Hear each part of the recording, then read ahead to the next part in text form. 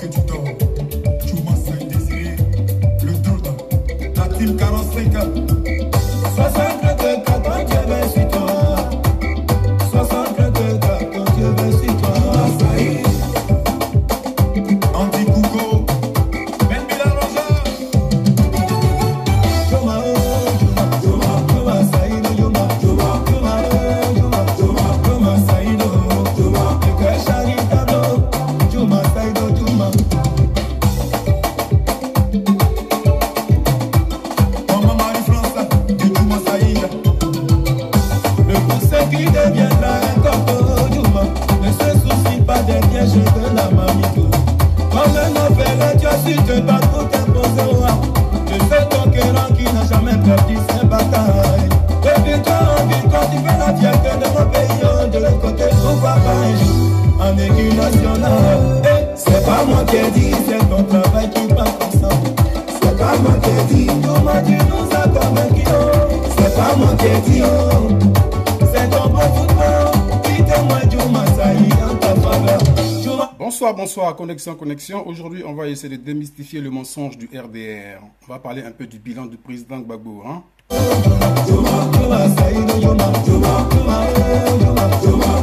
Willoué Jordan, Amakou Hortense Adaba, Diabo Bonheur, Abasanjo le Lion,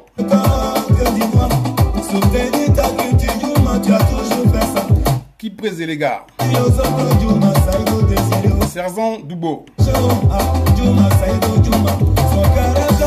Soyez salués. Connectez-vous, partagez. On va essayer de décortiquer un peu le bilan du président Gbagbo malgré la guerre. Parce que le RDR nous a assez mystifiés avec leurs mensonges éhontés.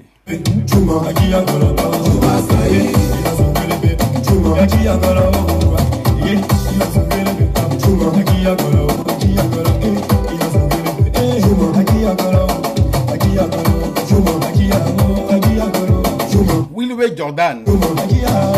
On va essayer de faire taire un peu les RDR parce qu'ils nous ont assez menti, menti avec leurs mensonges éhontés. On va les démissionner. On va parler un peu du bilan du président Gbagbo quand il était au pouvoir malgré la guerre. Il y en a assez d'entendre, il n'a rien fait, il n'a rien fait. Aujourd'hui, on va dire la vérité.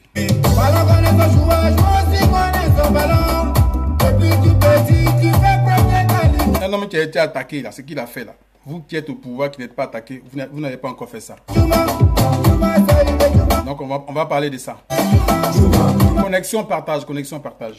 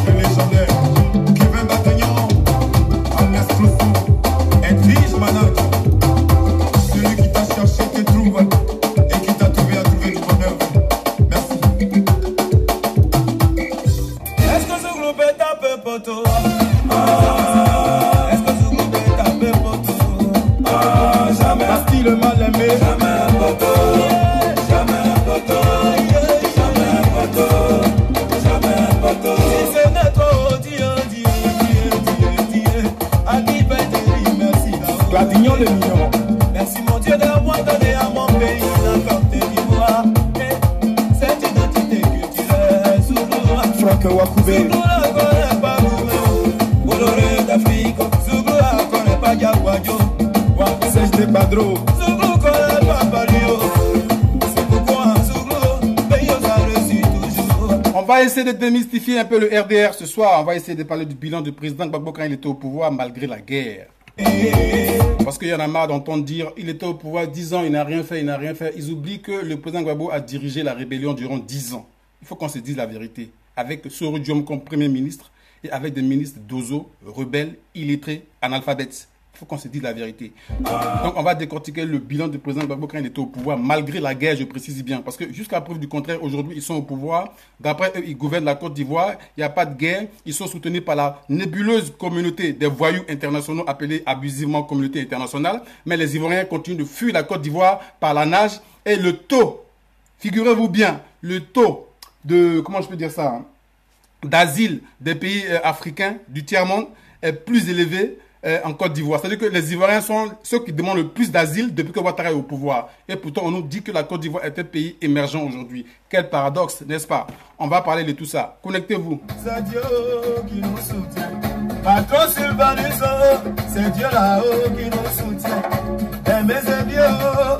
Aujourd'hui, là, c'est pour parler du bilan de Gbagbo durant ces 10 ans. Parce que j'en ai marre d'entendre, il est resté au pouvoir 10 ans, il n'a rien fait. Ils oublient qu'eux, ils faisaient partie du gouvernement de Gbagbo. Qu'ils accusent de n'avoir rien fait. Mais malgré tout cela, je vais quand même dire ce qu'il a fait, malgré ces 10 ans de rébellion, malgré ces 10 ans de voyouserie, de barbarie dont il a été victime avec les Ivoiriens. Connectez-vous, connexion.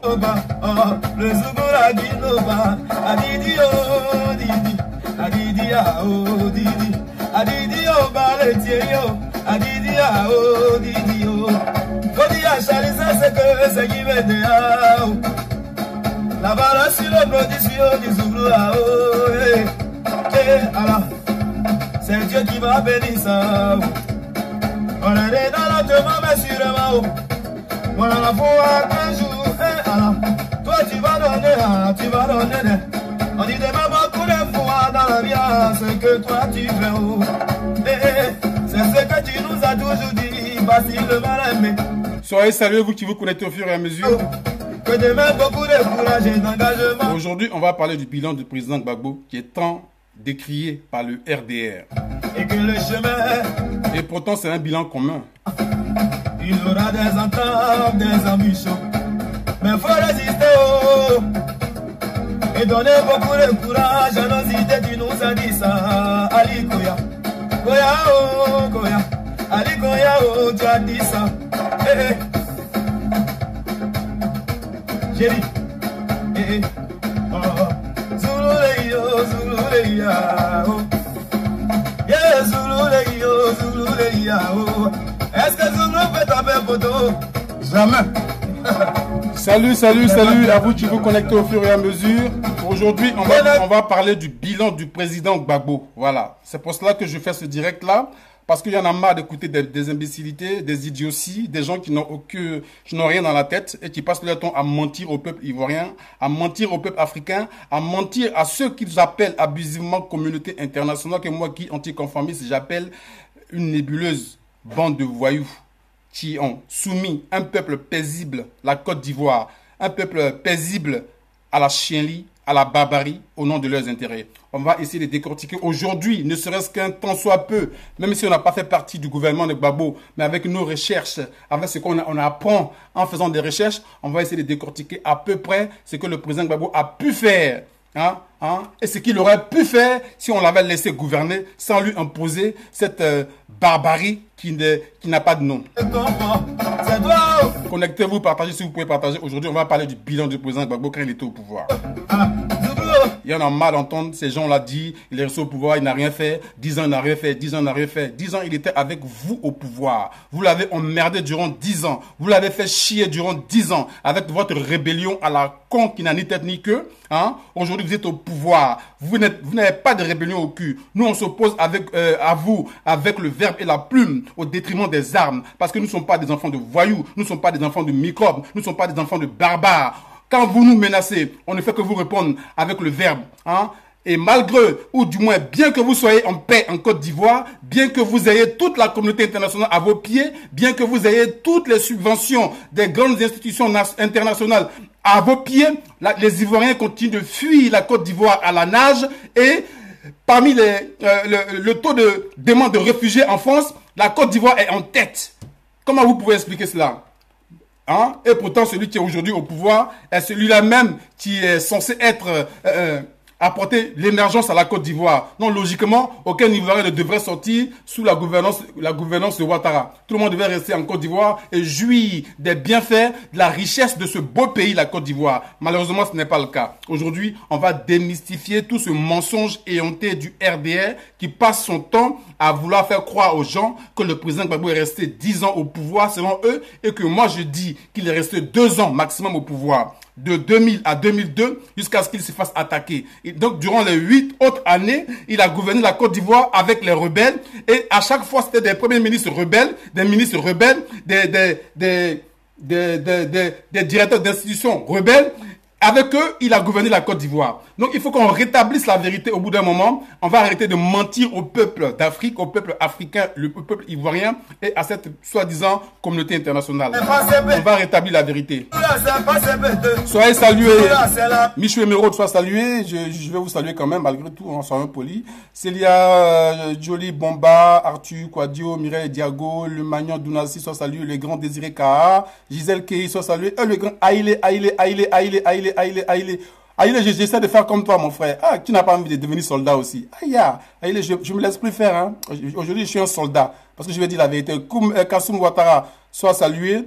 Bon, je vais faire une petite parenthèse par rapport à Kassoum Ouattara. Chers frères, chers combattants de la liberté, nous qui luttons sur la toile pour essayer de faire en sorte que nos parents soient libérés du côté de la Côte d'Ivoire, pour essayer d'acquérir ne serait-ce qu'un minimum de respectabilité, ne serait-ce que pour acquérir un minimum de dignité. On mène ce combat-là parce qu'on veut véritablement être libre. On mène ce combat parce que on se dit que au 21e siècle, en 2018, au moment où tous les autres peuples du monde se sont libérés, au bout d'une lutte acharnée, il est hors de question que nous, les Noirs, le peuple noir, puisse continuer à être la risée du monde, être toujours à la merci de ceux qui se font appeler communauté internationale. C'est parce qu'on n'est pas unis, on n'est pas soudés, qu'on en est là aujourd'hui. Donc si on brave toutes les peurs pour essayer de parler au nom de notre liberté, de grâce, on peut avoir des animosités avec un ami, un collègue de cyberactiviste ou je ne sais quoi. Mais moi, je pense que les histoires de vie privée n'ont pas leur place. C'est ce que j'ai dit toujours. Nul n'est parfait sur cette terre. Chers frères, nul n'est parfait. Moi, je dis conforme, je ne suis pas parfait. Donc, je ne vais pas me permettre de passer mon temps à calomnier mes amis sur la toile, à les vilipender, à les insulter à tort et à travers. C'est quand tu es parfait là, c'est quand tu es Dieu. Parce qu'il n'y a que Dieu, ce qui est parfait. Tout être humain sur terre a un défaut. Même celui qui se fait passer pour le plus saint, quand tu fouilles bien dans sa vie, tu verras que sa vie, elle est aussi crade que la vie de celui qui essaie de vilipender. Donc, de grâce, on peut dire ce qu'on veut de qui que ce soit, mais on est dans un combat, restons loyaux dans ce combat-là. Arrêtons de se vilipender, de rentrer dans les caleçons de nos amis, dans la vie privée de nos amis, à savoir qui a escroqué qui a couché avec qui a fait quoi. Moi, personnellement, ça ne m'intéresse pas. Tu peux coucher avec un éléphant, une baleine, avec qui tu veux, je n'en ai rien à foutre, ça ne m'intéresse pas. La vie privée de mes amis ne m'intéresse pas. Tu comprends? Tu peux être un voleur, un assassin. À partir du moment où tu mènes un combat loyal avec moi, c'est ce que je vois. Alors, de grâce, moi, je ne suis pas là, j'ai pas envie de défendre pour défendre Kassoum Ouattara parce que c'est vrai que c'est un gars que j'ai vu 1 ou 2 fois. J'ai eu à discuter avec lui. À mon sens, il m'a l'air de quelqu'un de correct. Voilà. Et à partir de là, je le juge sur ce que j'ai vu. Je le juge aussi sur le combat qu'il mène. Donc, je souhaiterais que ça s'arrête là. Arrêtons de chercher à se dénigrer à ce point, au point où certains se permettent de traiter leurs amis, de ceci, de cela. Il a fait ceci. On s'en fout de ça. Moi, personnellement, je n'en ai rien à foutre de qui a escroqué qui a couché avec qui est sale, qui est propre, parce que moi-même, personnellement, je ne suis pas propre. Voilà. Quand on n'est pas propre, on reste loyal envers ses amis. Donc, de grâce, arrêtons de vouloir se salir. On est dans un combat noble. Kassoum Ouattara, on peut le traiter de tout ce qu'on veut, on peut le reprocher tout ce qu'on veut, mais malgré tout, il mène un combat loyal pour la libération de la Côte d'Ivoire. C'est ce côté-là que nous devons voir. Maintenant, si le combat qu'il mène te dérange et que tu veux essayer de le salir autrement pour chercher à le ridiculiser ou à le nuire, ça c'est ton problème. Mais moi, ça ne m'intéresse pas. Ne m'envoyez plus, je veux plus que quelqu'un m'envoie des posts, des vidéos sur un ami cyberactiviste pour me faire comprendre ou me faire croire qu'il n'est pas propre, qu'il est sale, il est ceci, il est cela. Moi, je n'en ai rien à foutre de ça. Nul n'est parfait. Ceux qui passent leur temps à salir les gens là, quand vous fouillez bien dans leur vie privée, ils sont plus sales que tout. On se connaît en détail ici.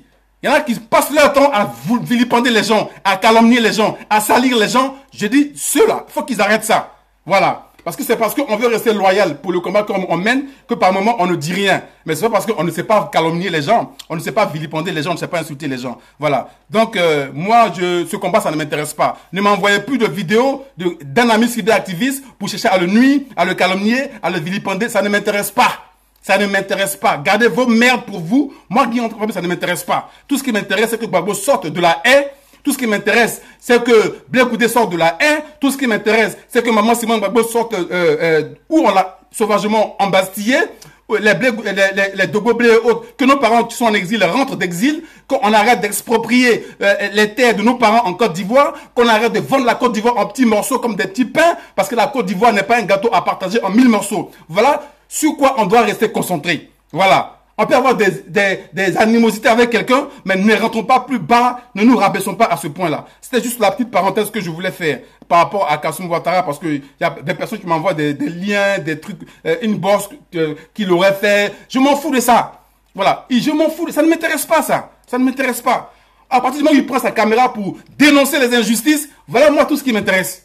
Voilà tout ce qui m'intéresse. À partir du moment où il dénonce ce qui ne va pas en Côte d'Ivoire, je m'arrête là. Je ne vais pas plus loin. Voilà, donc vos enfantillages de bas quartier, moi ça ne m'intéresse pas. Ne m'envoyez plus de liens sur un ami pour le vilipender, pour le salir, pour le calomnier. Si vous n'avez rien à faire dans vos vies, que vous avez que ça à faire, à vouloir salir les gens, à pour vous donner de la contenance, un tel est comme si, il a fait ceci, il a fait cela, et pourtant on se connaît, je le dis et je le répète, on se connaît en détail dans cette lutte-là.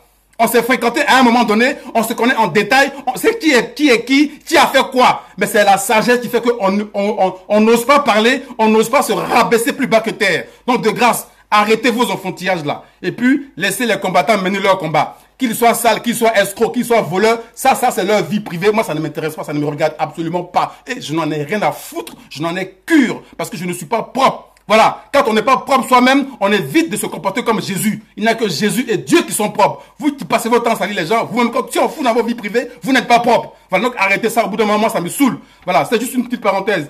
Mais je disais tantôt, mon direct, le but fondamental de mon direct, c'est d'essayer de démystifier ce groupuscule qui se fait appeler RDR, qui passe leur temps à mentir aux gens, faisant croire aux gens que Gbagbo est resté au pouvoir durant 10 ans, il n'a rien fait, mais ils sont victimes d'une amnésie qui dépasse leur entendement. Une amnésie qui est tellement incommensurable qu'ils ont du mal à se ressaisir. Vous comprenez un peu? Gbagbo est resté 10 ans, n'a rien fait, n'a pas fait. Aujourd'hui, on va démystifier ça. Voilà. Vous qui êtes au pouvoir là, hein, vous qui êtes au pouvoir depuis 10 ans, avec l'aide de la communauté internationale, avec tous les dons possibles, avec toutes les aides, avec tous les crédits possibles là, au point d'endetter la Côte d'Ivoire, qui était désendettée par le président Gbagbo. La Côte d'Ivoire commençait à devenir un pays prospère qui se prenait en main. Sous Gbagbo là, il n'y avait pas de guerre, mais vous étiez payé par mois. Sous Gbagbo que vous traitez de voler de tous les noms là. Il n'y avait pas de guerre, mais le Nord était payé. Et les problèmes que les nordistes ont aujourd'hui, ils n'avaient pas ces problèmes sous Gbagbo. On ne cassait pas les maisons des Ivoiriens sous Gbagbo. Sous Gbagbo, il y avait de l'eau dans votre fief à Boaké. Hein? À Boaké, les gens se lavaient, les gens buvaient, les gens préparaient parce qu'il y avait de l'eau. Aujourd'hui, on en est où? On en est où aujourd'hui à Boaké? Vous en êtes où? Vous êtes tous dans le sud et vous vous plaignez à l'époque que vous étiez martyrisés, que le Nord était délaissé, patati patata, etc., etc. Aujourd'hui, vous êtes au pouvoir là. Que devient le Nord? Pourquoi le Nord est dépourvu du strict minimum? Et pourtant, Gbagbo qui ne faisait rien n'est plus au pouvoir. Vous qui êtes émergents, vous êtes au pouvoir. Quel paradoxe! Quel paradoxe! On va parler de ça aujourd'hui. Alors, chers Ivoiriens, trêve de commentaires. Trêve de commentaires. Donc, je vais commencer mon direct comme ça, en disant que cela fait un moment que nos frères du RDR continuent de nous narguer, parce que bon, depuis que, comment il s'appelle le petit Nabo, le petit Hongrois là, depuis qu'il leur a offert ce pouvoir sur un plateau d'or pour pouvoir piller la Côte d'Ivoire à volonté, il faut bien le dire, hein, piller la Côte d'Ivoire à volonté. Et c'est bien pour cela que ce monsieur Ouattara a été installé au pouvoir en Côte d'Ivoire à coups de bombe. Voilà. Parce que je vais le dire ici, et je n'ai même pas besoin de le dire. Dans tous les pays démocratiques, quand il y a des litiges électoraux, hein, on ne va pas se mettre du côté d'un candidat pour chercher à tuer le candidat qui est en face. Cela ne se fait dans aucun pays au monde. En France, il y a eu des litiges entre le RPR et je ne sais quoi, au sein de leur parti, ils ont eu des litiges. Mais on n'a pas fait appel à une armée étrangère pour venir bombarder un candidat. Aux États-Unis, Al Gore, il a eu des problèmes avec Bush. On n'a pas fait appel à une armée étrangère pour aller dégommer un candidat, pour imposer un candidat. Ça, c'est de la voyousie politique. C'est de la voyousie, c'est du banditisme politique que la France et ses sbires doivent arrêter. Voilà. Si vous ne voulez pas vous ne voulez pas être envahi par des migrants, vous ne voulez pas des immigrés chez vous, mais c'est vous qui êtes toujours prompt, c'est vous qui avez toujours la promptitude d'aller chez les autres pour détruire leur pays. Mais au nom de quoi?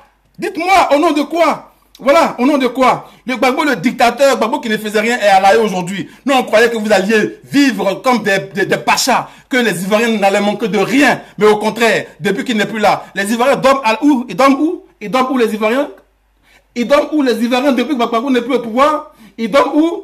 À la belle étoile. Ils dorment à la belle étoile. Je dis bien à la belle étoile. J'ai pas dit dans une case, dans un truc, mais je dis bien dans une case. Encore si c'est dans une caravane.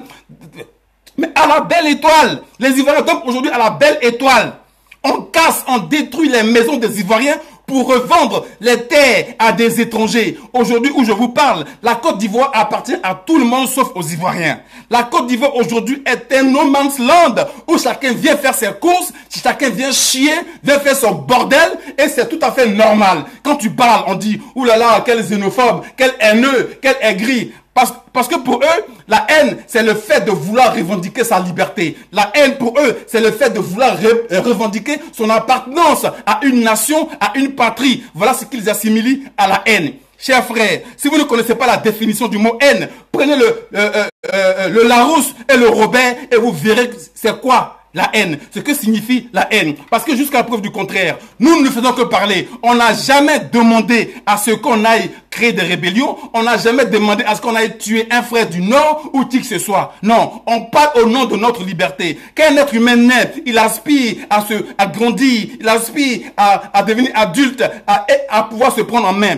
On est depuis plus de 60 ans d'indépendance, on ne va pas continuer à être toujours sous le joug français. On ne va pas toujours continuer à être la risée de la France, des Européens. Au moment où tous les autres peuples du monde se libèrent, au moment où tous les autres peuples du monde se prennent en main, on est le seul peuple, le peuple noir, à être toujours soumis, assujetti à l'esclavage, à toutes sortes de vilaines choses. Quant au racisme, on n'en parle même pas. Ça, c'est juste les dérivés de ce qu'on subit. Est-ce que c'est normal? Ce n'est absolument pas normal. Et c'est pour cela, c'est au nom de notre liberté que nous prenons tous ces risques à parler. On parle pour qu'on puisse nous regarder autrement. On parle pour qu'on puisse marcher droit et être fier d'être ce qu'on est. Être fier d'où on vient et où on va. C'est pour cela qu'on parle. Voilà, chers frères du RDR, on ne parle pas contre vous. On n'a rien contre vous. Dans tous les cas, vous êtes autant victimes que nous de ce qu'on subit. Vous êtes autant victimes que nous de ce qu'on subit. Mais comme vous êtes juste,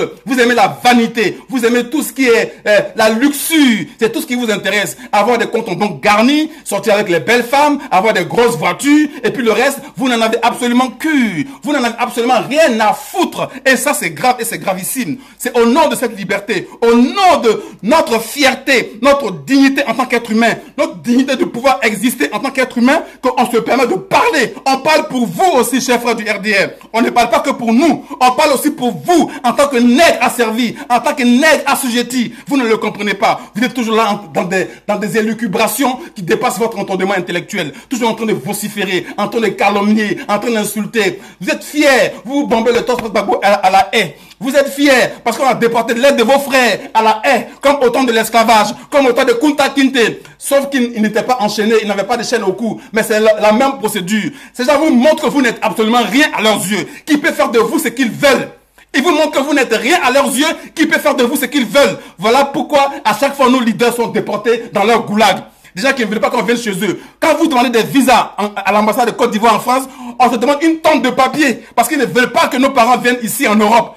Soit pour étudier ou pour se soigner. Par contre, pour déporter nos chefs d'État, ils n'ont pas besoin de visa. Ils le font sans manu militari, sans aucun remords. Parce que eux, ça leur fait rire. Ça leur permet de pouvoir piller à volonté nos richesses et nos ressources. Avec cela, vous approuvez, vous applaudissez. Mais le pouvoir, chers frères du RDR, le pouvoir n'est pas éternel. Le pouvoir n'est pas éternel. Alors, de grâce, les actes que vous commettez, réfléchissez à le lendemain.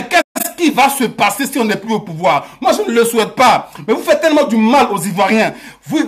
En fait, vous mettez tellement de rancœur dans le cœur des Ivoiriens que finalement, qu'est-ce qui va se passer si demain ce pouvoir change? Il va se passer quoi, chers frères du RDR? Vous êtes au pouvoir parce que le pouvoir est éternel? Son Dieu, il commence à comprendre. La dernière fois, il a fait une petite vidéo en disant, quand on est au pouvoir, on se sent fort. Mais, chers frères, au bout d'un moment, le pouvoir, ça finit. Si le pouvoir finit, ceux qui vont prendre le pouvoir, ils voudront qu'on fasse le bilan de ceux qui sont passés. Et quand on fera votre bilan, avec toutes ces tueries, tous ces massacres, toutes ces expropriations de terres de nos pauvres parents, que vous arrachez à nos parents pour les appauvrir, vous les laissez mourir. Tout récemment, on a vu encore un digne fils de la Côte d'Ivoire partir alors qu'il avait encore toute la vie devant lui. Un digne fils de la Côte d'Ivoire, un éminent journaliste. Paix à son âme, à Paul Dokuy. Et je dis Yako à toute sa famille. C'est grave. Jusqu'à quand ça va durer? Jusqu'à quand ça va durer? Jusqu'à quand vous allez faire souffrir les Ivoiriens? Jusqu'à quand vous allez faire subir le martyre aux Ivoiriens? Et avec ce comportement ténébreux, hideux, vaseux, laid et répugnant, on ne doit absolument rien dire. Quand tu parles, tu es menacé. Quand tu parles, tu es fiché comme si on avait tué quelqu'un. C'est vous qui tuez, c'est vous qui embrigadez, c'est vous qui menacez et c'est nous qui ne faisons que parler pour défendre nos parents qui sont embrigadés. C'est nous qui sommes fichés, c'est nous qui sommes interdits de ceci, de cela. Mais ressaisissez-vous. On n'a pas de haine contre vous, chers frères du RDR. Moi, j'ai pas de haine contre vous. Je n'aurai jamais de haine contre vous. Vous êtes mes frères. Vous êtes des frères noirs. On veut juste qu'on soit unis et solidaires pour enfin demeurer libres. Parce que nous ne sommes pas libres. Ceux qui vous font croire que vous êtes libres parce qu'ils vous ont installé au pouvoir à coup de bombes, ben, ils vous mentent. Ils vous font croire indirectement que c'est eux qui vous font. Que sans eux, vous ne pouvez pas avancer. Ils mettent you au pouvoir et ils défendent qui ils veulent du pouvoir. Ils enlèvent qui ils veulent du pouvoir. Est-ce que c'est normal? Est-ce qu'au 21e siècle, en 2018, c'est normal que ces mêmes gens continuent de nous traiter de la sorte? Est-ce que c'est normal le fait de le dénoncer? Non, tu es trop haineux, non, les pauvres babos, parce que vous voulez qu'on se taise. Vous faites du mal aux Ivoiriens, vous détruisez la Côte d'Ivoire, vous soumettez les Ivoiriens à toutes sortes de barbaries et on doit se taire, on doit vous applaudir, on doit dire Amen, Alléluia, continuez dans votre macabre besogne, continuez dans votre sale besogne. Non, on ne se taira pas, on ne vous applaudira pas, parce que ce que vous faites, ça ne se fait pas. On ne fait pas subir ce que vous faites subir aux Ivoiriens, à des humains, même à des animaux, on ne leur fait pas subir un tel sort. Quand vous étiez dans l'opposition, combien d'opposants étaient en prison en Côte d'Ivoire sous Gbagbo? Combien d'opposants étaient en prison sous Gbagbo en Côte d'Ivoire quand il était là? Vous avez créé une rébellion pour couper la Côte d'Ivoire en deux. Vous avez créé une rébellion pour mutiler la Côte d'Ivoire. Vous avez créé une rébellion pour humilier les Ivoiriens. Mais combien d'entre vous ont été arrêtés et jetés en pâture à la Maca? Personne. Au nom d'une hypothétique réconciliation. Je dis bien hypothétique parce que Gbagbo, croyant bien faire, il s'est comporté comme un pasteur. Déjà qui tue les gens tous les jours, au lieu d'arrêter au moins un pour le juger, pour lui faire comprendre qu'on ne fait pas ce qu'il fait, il a dit, c'est pas grave, allons à la réconciliation. Il a créé la caravane de la réconciliation, la caravane de la paix. Mais malgré tous ces caravanes-là, ça a donné quoi? Malgré toutes ces caravanes qui ont été créées pour que l'on puisse se parler en tant qu'Ivoirien, pour ne plus que ce qui s'est passé se reproduise, ça a donné quoi? Vous êtes encore dedans. Vous êtes encore dedans. Vous avez le pouvoir. Vous avez tout ce que vous voulez. Et des pauvres gens, des pauvres innocents qui ne menacent pas vos intérêts, qui sont complètement inoffensifs. Ils sont malades pour la plupart. Ils ne mangent pas à leur faim. Ils ne savent même pas comment se soigner. Ils ne savent pas où dormir. Ils ne savent pas à quel sein se vouer. Ces pauvres gens, vous les maintenez quand même, malgré tout, injustement, dans les goulags. Mais vous recherchez quoi finalement? Vous recherchez quoi finalement en ayant ce genre de comportement? Et avec ça, on doit vous applaudir, on doit vous décorer, on doit dire Alléluia, bravo, continuez de nous tuer. Non, on ne se taira pas, on continuera de le dénoncer. Si vous appelez ça de la haine, ça c'est votre problème. C'est parce que vous n'avez peut-être pas été loin à l'école, donc vous ignorez les tenants et les aboutissants des mots que vous employez. Mais la haine là, allez voir dans le Larousse et vous saurez la définition du mot haine. La haine là, c'est celui qui en veut à son semblable à tel point que il est prêt à le voir mourir. Et c'est vous qui faites mourir les Ivoiriens dans le goulag en Côte d'Ivoire. C'est vous qui faites mourir les Ivoiriens en exil. C'est vous qui faites mourir les Ivoiriens partout dans le monde. Parce qu'on ne veut pas vous lécher les bottes. On ne lèche pas les bottes à une personne qui se comporte mal. On ne cire pas les pompes à une personne qui se comporte mal. Comportez-vous bien et vous verrez que demain, on vous applaudira. Comportez-vous bien. Changez de comportement et demain, on vous verra autrement. Mais tant que vous continuerez de vous comporter comme des animaux, excusez-moi, c'est pas une injure, mais c'est votre comportement qui est comme ça. Tant que vous continuez de vous comporter comme des animaux, même à des animaux, on ne fait pas subir ce que vous faites subir aux Ivoiriens. Est-ce que c'est normal? Jusqu'à quand nos parents vont mourir dans les goulags en Côte d'Ivoire? Jusqu'à quand vous allez tuer nos parents? Pourtant, vous avez tout ce que vous voulez. Vous êtes au pouvoir. La France, les États-Unis, tous ces voyous de la communauté internationale, ils vous soutiennent. Mais malgré tout, nos parents continuent de subir le martyr dans les goulags. Est-ce que c'est normal? Et avec ça, on doit se taire. Faut pas parler. Quand tu parles, tu es haineux, tu es ceci, tu es cela. Et pourtant, jusqu'à preuve du contraire, comme je l'ai dit tantôt, et je le répète encore une fois de plus, on a encore tué personne. Et moi, je ne rappellerai jamais à ce qu'il y ait une vengeance. Parce que comme son Dieu lui-même, il a dit, de vengeance en vengeance, on va aller où? On va construire quel pays, quelle nation? Hein? Sous des prétextes fallacieux, prendre des armes pour dire, oui, parce que j'ai été contrôlé, j'avais un boubou, puis on m'a contrôlé, donc voilà pourquoi j'ai pris les armes. Oui, j'ai pris les armes parce que on m'a fait ci, parce que... La violence ne se justifie pas. La violence ne se justifie pas. La violence, elle ne se justifie pas. Parce que si à chaque fois on veut se rendre justice soi-même, mais la Côte d'Ivoire ne sera jamais en paix. Si à chaque fois on veut se faire justice soi-même, la Côte d'Ivoire ne sera jamais en paix. Alors, pour aller dans votre sens, en disant que c'est parce que vous avez été, soi-disant, frustré, entre guillemets, je reconnais que certains frères du Nord, c'est vrai, par moments, ils subissaient certaines injustices. Ça, je le reconnais. Mais est-ce que le fait de subir une injustice, ça fait de toi un justicier? Est-ce que le fait de subir une injustice, ça fait de toi un justicier? Est-ce que le fait de subir une injustice, ça fait de toi un justicier? On ne se fait pas justice soi-même. Parce que tout pays est régi par des lois. Et c'est la loi. La loi, elle est suprême. Elle est indiscutable. C'est elle qui juge. C'est elle qui condamne. Un être humain n'a pas le droit de se faire justice soi-même. Parce que si on va dans votre raisonnement, nous qui sommes en ce moment frustrés, on fait quoi? Si on va dans votre raisonnement là, bas, terre à terre, votre raisonnement aussi bas, hein, on fait quoi? Nous qui sommes frustrés en ce moment, on fait quoi? On crée aussi une rébellion, c'est ça? Vous voulez aussi nous pousser à créer une rébellion parce qu'on n'est pas content, parce qu'on est frustré? Moi je dis non. Même si je subis le martyr, je n'appellerai jamais à ce qu'on prenne des armes pour aller tuer d'autres frères. Parce que j'estime que vous êtes des frères. Vous n'êtes pas des ennemis. C'est vous qui nous voyez comme des ennemis parce que vous êtes aveuglés par une haine viscérale. Vous êtes aveuglés par le tribalisme. Un tribalisme exacerbé qui dépasse votre entendement à telle enseigne que vous ne savez même plus à quel sein vous vouez. C'est incroyable et c'est incommensurable. C'est incroyable et c'est juste incommensurable.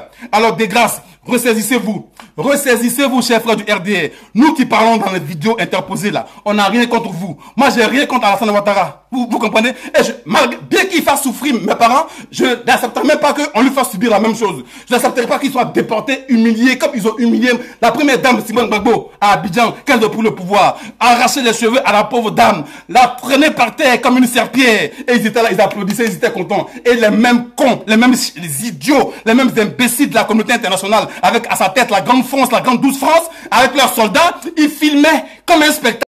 On humilie une première dame, on l'humilie, nom de Dieu, on la traîne par terre comme une moins que rien, hein? On ne lui apporte même pas secours et assistance et on filme comme un spectacle et on vient les montrer ici comme si on filmait des animaux dans un zoo. Vous voyez comment ces gens, ils n'ont aucune considération pour nous. Vous voyez comment ces gens n'ont aucun respect pour nous. Vous voyez comment ces gens, ils n'en ont rien à foutre de nous. Vous voyez comment ces gens, ils nous voient comme des animaux. Vous croyez que c'est parce qu'ils vous aiment trop, vous avez trop les dents blanches, qu'ils vous ont installé au pouvoir? Non, ils en ont rien à foutre de vous, parce que pour eux, vous demeurez plus ou moins que des pauvres nègres qui ne savent pas réfléchir. Et c'est comme ça, ils nous voient. Il suffit de lancer des cacahuètes à des noirs, ils courent comme des petits singes, ils attrapent ça. Tout ce qu'ils veulent, c'est la vanité, la luxure. Tant qu'ils ont le ventre plein, tant qu'ils arrivent à faire l'amour, tant qu'ils arrivent à s'acheter des grosses voitures, à rouler dans les grosses voitures, à apporter des vêtements chers, ça leur suffit. Mais un être humain, il a des convictions. Un être humain, quand il naît, il a des convictions, il a des projets. Est-ce que vous pensez à vos enfants? Est-ce que vous pensez à vos arrière-petits-enfants? Vous ne pensez même pas à eux. Vous n'en avez rien à foutre. Tout ce qui vous intéresse, c'est l'instant présent. Mais à l'instant présent, là, tu as mangé, ok, tu as des milliards comme les Soros Dieu aujourd'hui, là. Ils sont devenus des milliardaires. Ceux qui, soi-disant, avaient pris les armes pour rendre justice aux Ivoiriens qui étaient méprisés et martyrisés. Aujourd'hui, ils se comportent encore pire que ce qu'ils ont dénoncé avant. Hein? Ils ont maintenant des milliards. Non, maintenant, ils se mettent devant nous avec leur gros ventre regaillardi. Ils pourront parler de réconciliation. Cette même réconciliation dont Gbagbo parlait, hein, en créant des forums, ils n'ont pas voulu l'écouter. S'ils avaient écouté, on n'en serait pas là aujourd'hui. Gbagbo aurait fait ses 2 mandats, il serait parti. Parce qu'il est foncièrement démocrate. Gbagbo est foncièrement un démocrate, puisqu'il a lutté toute sa vie pour rétablir, ou du moins faire en sorte que la Côte d'Ivoire puisse devenir un pays plus ou moins démocratique sous Oufoué. Il n'a jamais cherché à créer une rébellion, bien qu'il ait toujours été frustré. Je suis désolé, vous parlez de frustration, mais je vais encore donner le même exemple. En 70, mon père me disait qu'un village, tout un village, le village Guébié à Gagnoa, s'est fait mutiler, décapité en une nuit, sous la houlette d'un nordiste en plus qui s'appelait Wassena Kone. Un nordiste et encore un baoulé, à croire que ces deux-là, ils sont nés pour être ensemble, pour fusionner ensemble, pour faire du mal aux Ivoiriens. Je m'excuse parce que tous les baoulés ne sont pas mauvais, tous les Ivoiriens ne sont pas mauvais, mais c'est juste un exemple que je prends. À croire qu'ils s'étaient déjà entendus pour faire autant de mal aux Ivoiriens. Wassena Kone, Léon Kone Kofi, paix à son âme, ils se sont mis ensemble pour mutiler tout un village, le village Guébié, en une nuit. Mais à aucun moment on a vu des bêtés ou du moins des guébiers se révolter, chercher à créer une rébellion parce que, soi-disant, leur village a été mutilé. Ils n'ont pas créé de rébellion. Ils n'ont pas créé de rébellion. Parce qu'ils aimaient foncièrement leur pays, la Côte d'Ivoire. On ne peut pas, à chaque injustice, créer une rébellion. On ne peut pas à chaque fois se faire justice parce qu'on a mal. Ce n'est pas comme ça qu'on pratique la démocratie. Ce n'est pas comme ça qu'on pratique la démocratie. Vous avez transformé la Côte d'Ivoire en no man's land, en jungle. Aujourd'hui, on se regarde en chien de faïence. Tu ne peux même pas regarder un frère du Nord. On se regarde tous comme des ennemis. Et ça ne vous dit absolument rien. Ça ne vous fait pas peur. Pour vous, c'est normal. Ce n'est pas normal. Moi, j'aimerais parler à mon frère Kone Sila, j'aimerais la preuve. Moi, j'ai bien hébergé, c'est un frère du Nord dont les frères avaient rejeté, que les frères avaient rejeté quand il est venu en France. On l'a fait rêver en Côte d'Ivoire. Viens, si tu viens, je vais t'héberger comme ils font souvent là. Quand certains vont en Côte d'Ivoire, ils font rêver leurs amis. Oui, la France, c'est comme si c'est un paradis. Viens, je vais t'héberger. Le gars est venu ici, à l'aéroport, il a été abandonné par tous ses parents parce que, évidemment, la plupart n'avaient pas de loyer. Ils vivaient peut-être dans des foyers à 10, à 5, à 20. Donc, le pauvre, il s'est retrouvé seul. Il ne savait plus où aller. Et à l'époque, je sortais, je vais le répéter encore une fois de plus, avec une fille du Nord qui me l'a présenté. Elle m'a dit, j'ai un frère qui ne sait pas où aller. Est-ce que ça te dérangerait de l'héberger? J'ai dit, mais pourquoi pas? C'est un Ivoirien. À partir du moment où je suis seul, je peux l'héberger. Hein? Je l'ai hébergé ici, sans me demander un centime. Parce que j'estime que c'est un frère. On est des frères. Apprenez à le comprendre, ça. On est des frères. On se bat parce qu'on souffre. Nos parents souffrent. La Côte d'Ivoire est en train d'être mutilée, est en train d'être vendue aux étrangers. Comment dans ton propre pays, un étranger peut t'agresser en disant mon roi a acheté ton pays. Dans ton propre pays. Chez eux, ils nous traitent comme de la merde. Je parle de la femme, la marocaine, là, qui a traité un frère du Nord, Soro, il s'appelle. Tu vois, paradoxalement, il fallait que ça arrive à un frère du Nord pour qu'il puisse comprendre. Paradoxalement, il fallait que, je ne l'approuve pas, mais il fallait que ça arrive à un frère du Nord pour qu'il puisse comprendre. Tu dis, toi, tu es dans un pays étranger, et puis tu agresses un autochtone en lui disant, mon roi a acheté ton pays. Mais où on a vu ça? Où on a vu ça? Pourtant, chez eux, ils n'acceptent pas les Noirs chez eux. Chez eux, ils traitent les Noirs de tous les noms. Ils traitent les Noirs de Carlouche, de tous les noms. Je vais vous faire une confidence. J'allais au Maroc un moment, il y a 2-3 ans, à Agadir. J'allais voir ma copine à l'époque, avec qui j'étais. Elle étudiait à Agadir. Je l'accompagne voir une amie au Maroc. On arrive devant l'immeuble où sa copine habite. Il y a un Marocain qui a arrêté là avec un gros djellaba là. Il dit à ma copine, tu peux rentrer, mais ton copain, il ne rentre pas. Je dis, attends, qu'est-ce qu'il me raconte celui-là? Pourquoi je ne rentre pas? Elle me dit, non, laisse-le parce que c'est le con, il pense que je suis une prostituée et que, genre, tu es monté avec moi pour tirer un coup. Voilà comment ils traitent les Noirs. Voilà comment ils traitent les Noirs. Chez eux, on n'est rien, de moins que rien. Comment tu peux avoir cette pensée? Une étudiante qui est là pour étudier. Tu la connais pas et puis tu penses dans ta tête que c'est une prostituée parce qu'elle est noire. Voilà comment ces gens-là, ils traitent les Noirs chez eux. Et chez nous encore, ils vont venir dire qu'ils ont acheté nos terres et que la Côte d'Ivoire leur appartient. Vous voyez? Quand on n'est pas solidaire et unis là, c'est ce qui arrive. Quand on n'est pas solidaire et unis, c'est ce qui arrive. On vous parle, vous êtes toujours là, vous voyez tout en Pogbago. Oh, c'est un Pogbago, c'est un haineux, c'est un haineux. Mon ami, je ne suis pas haineux parce que je ne suis pas en train de faire des vidéos pour qu'on aille te tuer. Je ne suis pas haineux parce que je ne suis pas en train de faire des vidéos pour qu'on aille t'arrêter, pour te faire souffrir. Et d'ailleurs, je n'appellerai jamais, même si le pouvoir change demain, je n'appellerai jamais à ce qu'il y ait une vengeance contre vous. Parce que vous êtes juste endoctrinés. Vous êtes endoctrinés. On vous a endormis. Vos consciences sont endormies. Vos consciences sont endormies. Donc vous ne savez pas ce que vous faites. Vous agissez inconsciemment. On vous parle, vous ne comprenez pas. Vous pensez que c'est parce qu'on ne vous aime pas, parce qu'on est haineux. Je le dis, je le répète, je ne suis pas haineux et je ne serai jamais haineux parce que j'aime tous mes frères noirs. Et c'est au nom de cet amour que je parle pour des gens que je ne connais même pas. Est-ce que je suis obligé de prendre ma caméra pour parler au nom des gens qui sont arrêtés, qui sont en train d'être mutilés, en train d'être martyrisés? Est-ce que je suis obligé de faire ça? Moi, je suis en paix ici, je suis en liberté ici, je ne suis pas, je monte à ma faim. Est-ce que je suis obligé de faire ça? Est-ce qu'on me paye pour faire ça? Est-ce que je reçois des dividendes pour parler au nom de ces gens-là? Non, mais je le fais parce que j'ai mal et je n'aime pas l'injustice. Vous comprenez? Je n'aime pas l'injustice. J'ai horreur de l'injustice. Faire souffrir des pauvres gens qui n'ont rien fait, qui n'ont rien à faire dans des goulags. Je dis stop, arrêtez cela. Arrêtez cela. Voilà. Donc, ça, c'est une longue parenthèse que j'ai fait. Maintenant, je vais essayer de parler à mes frères du Nord pour ne pas que la vidéo elle soit trop longue. Je vais essayer de leur parler, hein, parce qu'ils ont toujours dit que, ouais, le président Gbagbo est resté 10 ans au pouvoir, il n'a jamais rien fait, patati, patata. Ils oublient que le président Gbagbo est resté 2 ans au pouvoir. Il y a une nuance qu'ils ont du mal à élucider. 2 ans au pouvoir. Il a pris le pouvoir en 2000, il a gouverné les mains libres jusqu'en 2002. Hein, le temps que vous vous organisez pour venir foutre le bordel en Côte d'Ivoire. Donc il a gouverné 2 ans. Et quand il gouvernait durant ces 2 ans, l'économie de la Côte d'Ivoire commençait à être excédentaire. L'économie de la Côte d'Ivoire commençait à devenir prospère. Et ils sont venus foutre le bordel. Mais comme ils sont d'une malhonnêteté qui dépasse leur entendement, ils ne reconnaîtront jamais ça. Toujours en train de mentir aux gens pour essayer de rabaisser le président Gbagbo. Gbagbo, quand vous fusillez tous les jours là, s'il était aussi mauvais que ça, on ne serait pas là encore. Après 7 ans qu'il a arrêté, on ne serait pas là encore à crier, à vociférer en son nom. On l'aurait oublié. On l'aurait oublié. Puisque vous qui êtes au pouvoir là, vous n'êtes pas en prison. Mais on ne vous calcule même pas. On ne vous calcule même pas. Vous êtes au pouvoir en liberté, on ne vous calcule pas. Et Gbagbo qui est injustement incarcéré à la haine, hein, c'est celui que vous traitez de dictateur qui est à la haine. C'est lui, c'est derrière lui on est. Mais posez-vous des questions au bout d'un moment. Posez-vous des questions. Un homme qui est à la haine, c'est derrière lui on est. Celui que vous traitez de dictateur, de ceci, de cela là. C'est derrière lui on est.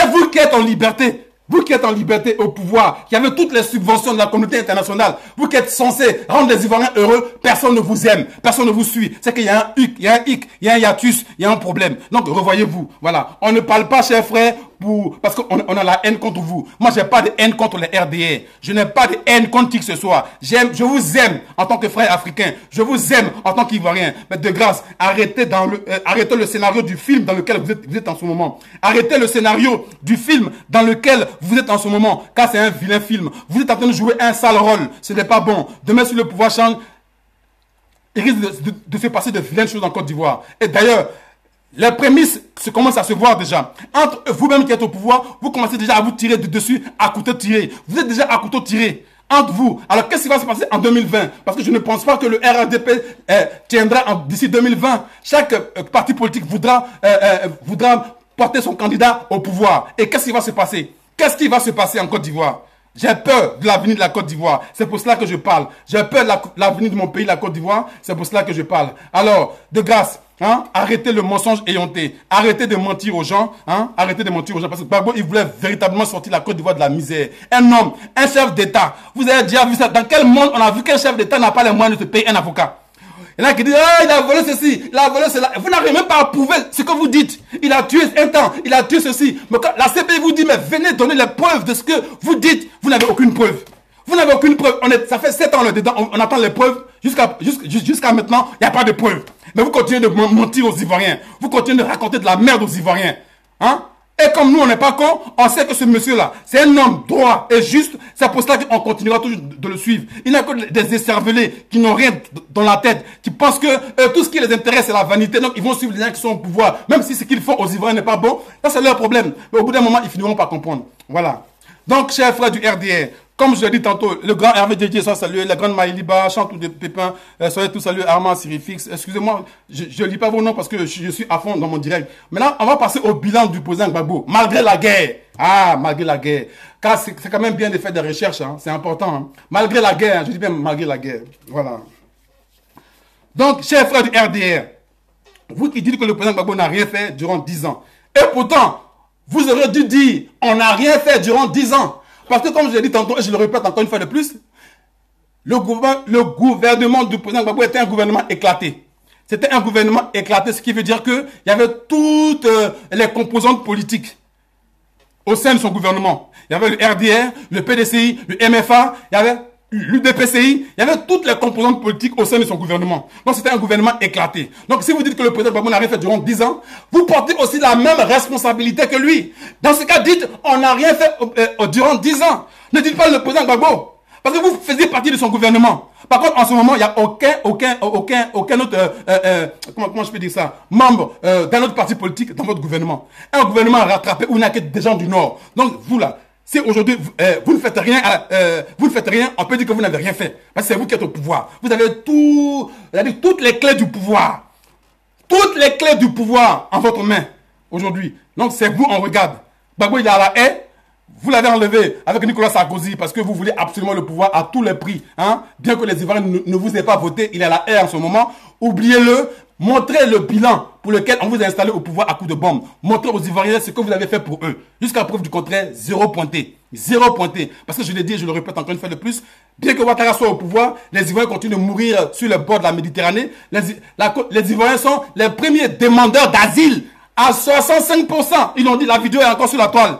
Les Ivoiriens sont les premiers demandeurs d'asile depuis que Ouattara est au pouvoir. Et pourtant, ils étaient censés être tranquillement en Côte d'Ivoire en train de bronzer. Les assauts en global, là, la boyeur, là, qui raconte, qui parle et puis il bave comme un caniche, là. Hein? Lui, il est assis en Suisse, là-bas. Pourquoi tu ne rentres pas en Côte d'Ivoire? Ouattara, il est au pouvoir. C'est un démocrate. Avec lui, tout le monde est heureux, tout le monde est bien. Mais rentrez tous, arrêtez de faire des vidéos sur la toile.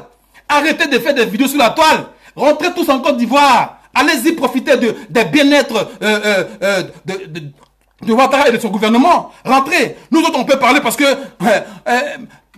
ose parler, on est menacé, etc., etc. Donc, on peut parler. On peut encore continuer à faire des vidéos. Hein? On n'a aucune raison d'arrêter de faire des vidéos parce que la situation en Côte d'Ivoire, elle ne change pas. Si la situation, elle changeait radicalement, si Ouattara, il avait la sagesse de dire, bon, c'est vrai que la souffrance des Ivoiriens a assez duré, donc venez dans la République, on va créer un forum de la réconciliation, un forum de la paix, et puis chacun va dire ce qu'il a sur le cœur, comme il y a eu le forum Vérité et Réconciliation en Afrique du Sud, quand Mandela était au pouvoir, chacun va dire ce qu'il a sur le cœur, et puis si on a fait du mal à un tel, on va demander pardon, et puis on va se réconcilier. Mais c'est tellement simple.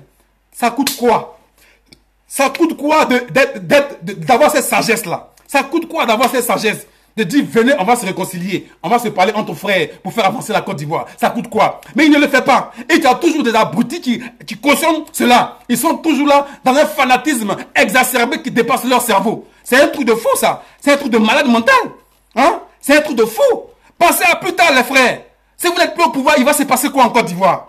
Il va se passer quoi? Moi, j'ai pas envie qu'on s'entretue encore en Côte d'Ivoire. J'ai pas envie que les mêmes causes reproduisent les mêmes effets. C'est pour cela qu'on vous met en garde. Mais vous n'écoutez pas. Vous êtes tellement omnibulé par ce pouvoir qui vous aveugle complètement. Vous avez des pailles dans les yeux. Vous gouvernez comme ça. Vous ne voyez rien. Hein? Comme ça, comme des aveugles. Parce que vous pensez que le pouvoir, c'est éternel. Non. Un matin, ça peut vous surprendre. Ceux qui vous installent au pouvoir à coup de bombe là, ils peuvent en avoir marre de vous. Un matin. Ça se passe toujours comme ça. Blaise Compaoré se croyait intouchable. Blaise Compaoré se croyait tout puissant, intouchable. Et un matin, ça l'a surpris. Un matin, ça l'a surpris. Lui-même, il était étonné au lieu d'être surpris. Ça l'a surpris. Donc, on ne veut pas que ça vous surprenne. C'est pour cela qu'on parle. On parle pour qu'il y ait une vraie cohésion en Côte d'Ivoire. On ne parle pas parce qu'on veut, coûte que coûte, se venger de qui que ce soit. On sait que vous avez fait du mal aux Ivoiriens, mais on met ça sur le coup de l'émotion, sur le coup de la vanité. Hein? Sodium. Toi qui avais soi-disant pris les armes parce que tu voulais rétablir la justice, tu vois bien qu'il n'existe aucune justice en ce moment en Côte d'Ivoire. Et que tous les Ivoiriens sont en exil. Mais tu es là, tu te bombes le torse. Parce que tu as eu ce que tu voulais. Tu as eu tes milliards. Les Ouattara et autres, ils ont eu leurs milliards. Donc maintenant, ils veulent nous distraire en parlant d'une hypothétique réconciliation. Donc eux-mêmes, ils ne font pas preuve. Ils ne donnent pas l'exemple de cette réconciliation-là. Alors, on va trêve de bavardage, on va parler du bilan de Gbagbo quand il était au pouvoir. Voilà. Il est temps de rétablir la vérité. D'accord? Au niveau des infrastructures, bon, ceux qui ne comprennent pas le français, les infrastructures, ce sont les routes, les ponts et autres, etc., etc. C'est ça les infrastructures, ok? Vous ne l'avez pas laissé travailler, mais il a quand même fait ce qu'il pouvait faire, voilà. Malgré la guerre, il y a eu le prolongement de l'autoroute du Nord jusqu'à Yamoussoukro. Vous ne pouvez pas le démentir. Celui qui veut le démentir, je l'invite à aller sur Google. Tout est là-bas. Voilà. Malgré la guerre, il y a eu le prolongement de l'autoroute du Nord jusqu'à Yamoussoukro. Malgré la guerre, hein, il y a eu la réfection de la route Abidjan-Azopé. Malgré la guerre, il y a eu le bitumage de la route Abidjan-Azopé. Malgré la guerre, il y a eu la réfection de la route Abidjan-Azopé. Malgré la guerre, il y a eu la réfection de la route Abidjan-Azopé. Malgré la guerre, il y a eu la réfection de la route Abidjan-Azopé. Malgré la guerre, de l'axe Odiéné-Tengrela en zone rebelle. Je dis bien en zone rebelle. Et pourtant, à Gagnoa, il n'a rien fait. Hein. Lui, dans son propre village, il n'a pas construit une route, il n'a pas mis un seul bitume par terre. Parce qu'il ne voulait pas qu'on dise, ah, c'est les mêmes là. Quand ils prennent le pouvoir, c'est leur village, ils s'occupent de leur village, etc., etc. Il a eu peur des critiques. Même à Gagnoa, il n'y a pas de route. Pourtant, toi, tu es au pouvoir, dans ta région, il n'y a pas de route. Tu as déjà vu ça où? Parce qu'il voulait tellement bien faire pour ne pas qu'on le taxe de président qui vient juste pour arranger son clan et son village. Il a délaissé sa propre région. On a vu ça où? D'accord. Donc, je répète, malgré la guerre, il y a eu le bitumage de l'axe Odiéné-Tengrela en zone rebelle. Vous allez encore me dire, dans un mensonge éhonté, comme vous savez si bien le faire, que c'est Ouattara qui a bitumé. Parce que tous ces projets qu'il a mis en vigueur, qu'il n'a pas pu terminer, vous avez attribué ça à Ouattara. On connaît la chanson. Ok. Mais je vais quand même vous dire ce que vous ne savez pas. Malgré la guerre, il y a eu le bitumage du tronçon Samaké-Zo. Samaké-Zo. Malgré la guerre, il y a eu l'élargissement de la voie William Civil jusqu'au Zo. Malgré la guerre, hein, il y a eu la réfection de l'échangeur GESCO Autoroute du Nord jusqu'à Dabou, malgré la guerre. Malgré la guerre, il y a eu la construction du château d'eau au quartier Abata à Benjerville. Vous pouvez toujours aller sur Google pour vérifier. Malgré la guerre, d'accord. Malgré la guerre, il y a eu la modernisation des infrastructures portuaires et l'extension du PAA qui favorise une hausse du trafic de 9,1% de 2002. C'est passé en 2009. Malgré la guerre, hein, malgré la guerre, le trafic est passé à 9,1% de 2002 jusqu'à 2009. Malgré la guerre. Malgré la guerre, il y a eu la rénovation de l'hôtel Ivoire, où vous parvenez en ce moment aujourd'hui. Malgré la guerre, il y a eu la rénovation de l'hôtel Ivoire. Malgré la guerre, il y a eu la construction de l'hôpital d'Angré, que vous attribuez aujourd'hui. L'hôpital d'Angré, là, c'est Gbagbo qui a construit ça. C'est pas Alassane Ouattara. Gbagbo. Et Ouattara allait inaugurer pour se l'attribuer une fois de plus. Bon, la vérité, on ne cache pas la vérité avec la main. Vous pouvez aller sur Google. Voilà. Je continue. Malgré la guerre, il y a eu la construction du pont Soro. Hein? Faut pas voler. Je sais pas si ce pont, je sais pas c'est quoi ce pont, mais bon. Ils appellent ça comme ça. Le pont Soro, faut pas voler. Je sais pas où c'est situé. Comment je ne maîtrise pas bien Abidjan. Malgré la guerre, il y a eu la construction du pipeline Abidjan-Bouaké. Du pipeline pétrolier Abidjan-Bouaké. Malgré la guerre, il y a eu la rénovation de l'hôpital de Gagnoa. Ah, il a quand même fait quelque chose à Gagnoa. Malgré la guerre, il y a eu la rénovation de l'hôpital de Gagnoa. Malgré la guerre, c'est 1035, écoutez bien, 1035 villages qui ont été électrifiés. Malgré la guerre, c'est 1300 villages électrifiés contre 1700 pendant 40 ans sous Oufoué. Je répète, malgré la guerre, il y a eu 1035 villages électrifiés contre 1000, c'est-à-dire qu'en 10 ans, là, en 10 ans, électrifié 1035 villages contre 1700 villages en 40 ans quand Oufoué était au pouvoir. Malgré la guerre, c'est la réhabilitation de 55 structures sanitaires en zone CNO, hein, pillées par les rebelles de Ouattara. Au niveau de l'emploi et de la formation, malgré la guerre, c'est le recrutement de plus de 75 000 fonctionnaires, hein, 75 000 fonctionnaires, soit plus de la moitié de l'effectif actuel, dont 21 129 instituteurs, 5 634 professeurs, 1261 éducateurs, 3013 médecins, soit 1%, hein, soit un médecin, 5 695 habitants au lieu de, soit un médecin pour 5 695 habitants au lieu de un médecin pour 9 400 habitants, hein, et 2150 infirmiers. Voilà. 2500 habitants, hein, en dessous de la moyenne de l'OMS. 1364 sages-femmes. 1364 sages-femmes. Malgré la guerre, c'est des milliers de créations d'emplois directs et indirects avec la libéralisation du secteur de la téléphonie, avec l'arrivée de Orange, MTN, Move, Cause, Green, aujourd'hui, qui représentent les grandes entreprises du pays. Malgré la guerre, hein, je parle. Sur le plan de la croissance et des sources de la croissance. Malgré la guerre, de 2000 à 2002, la croissance passe de 1,9% en 1999 à 2,4% en 2002. après une chute de cette croissance du fait de la guerre en 2002 et en 2003, elle remonte malgré tout jusqu'à 3,8% en 2009. D'accord?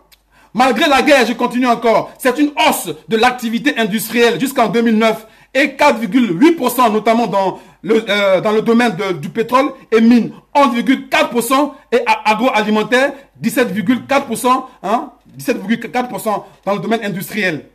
Malgré la guerre, ce sont des recettes fiscales passant de 1035 milliards en 2000 à 1795,6 milliards. Je répète encore une fois de plus pour que ça puisse bien rentrer dans vos oreilles. Malgré la guerre, ce sont des recettes fiscales passant de 1035 milliards en 2000 à 1795,6 milliards en 2009 sans que la pression fiscale n'ait augmenté, soit une croissance de plus de 60% malgré la guerre. Le PIB passe de 7630,3 milliards en 2000 à 10 925 milliards. Bon, je reprends pour que ce soit bien clair.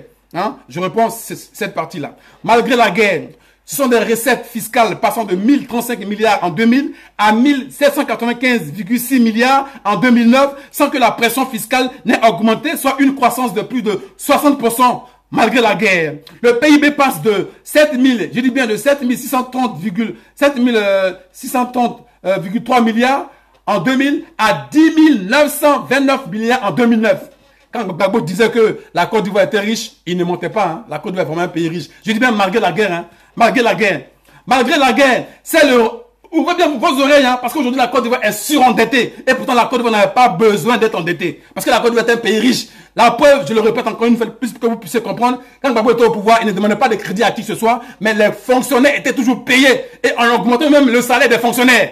Malgré la guerre, c'est le remboursement d'une dette extérieure qui passe de 6 700 milliards. On était endetté de 6 700 milliards. C'est passé en 2000 à 2000 milliards. Hein?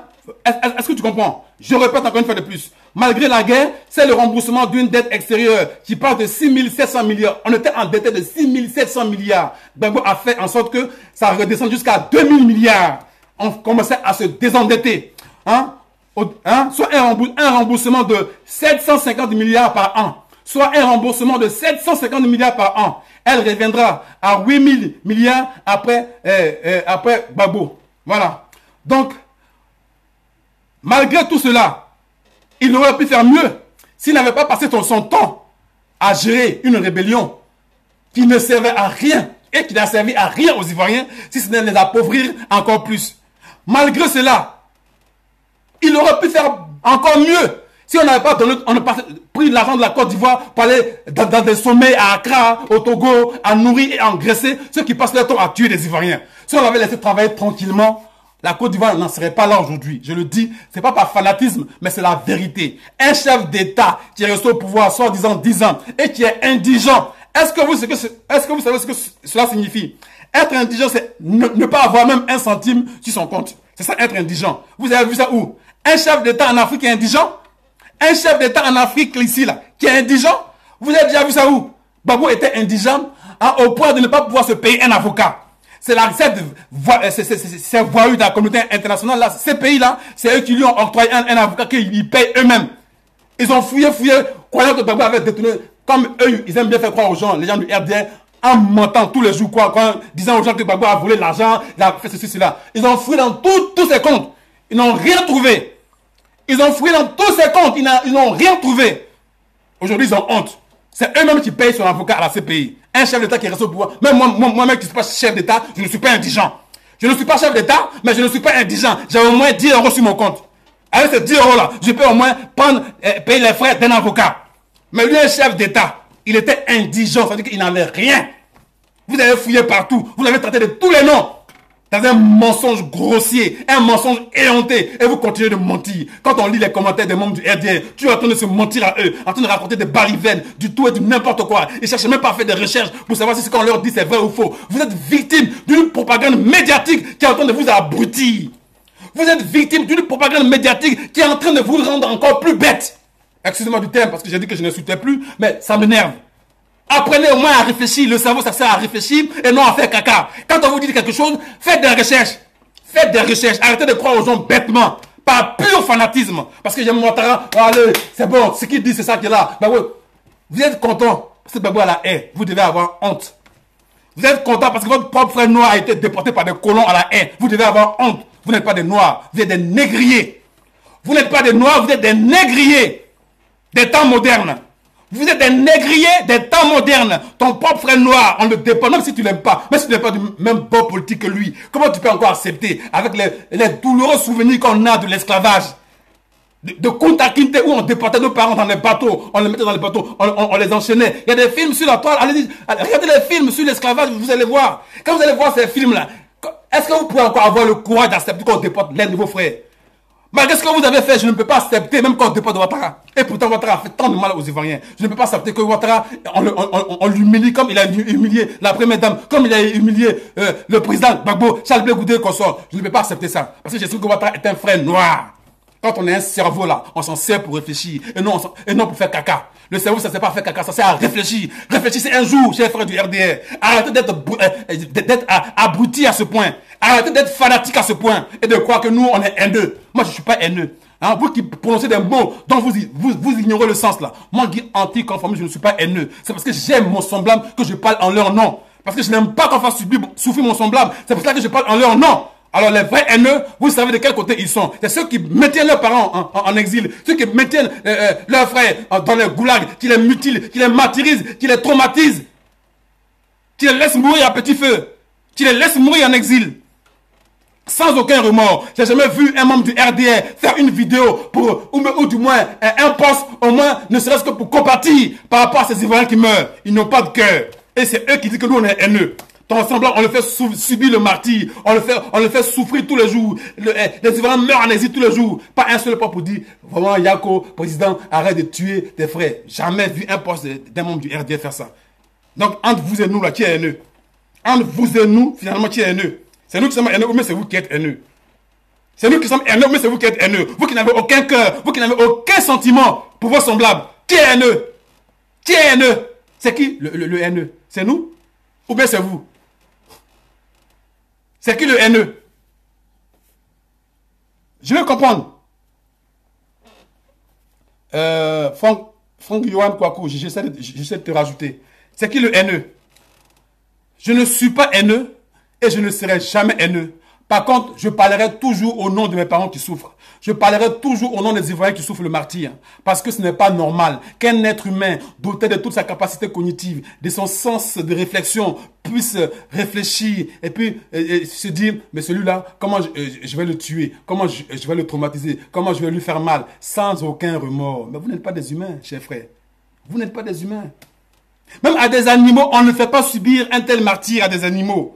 Ici, les animaux là, ils ont des vétérinaires, ils ont même quand il fait froid, on leur porte des petites tenues. Vous voyez, les animaux, on les traite même mieux que vous ne traitez vos propres frères. Est-ce que c'est normal? Quelle gloire vous cherchez en ayant ce genre de comportement là? Quelle gloire vous cherchez en ayant ce genre de comportement? Et avec ça, on doit toujours vous applaudir. On ne doit absolument rien dire, sous peine d'être traité de haineux.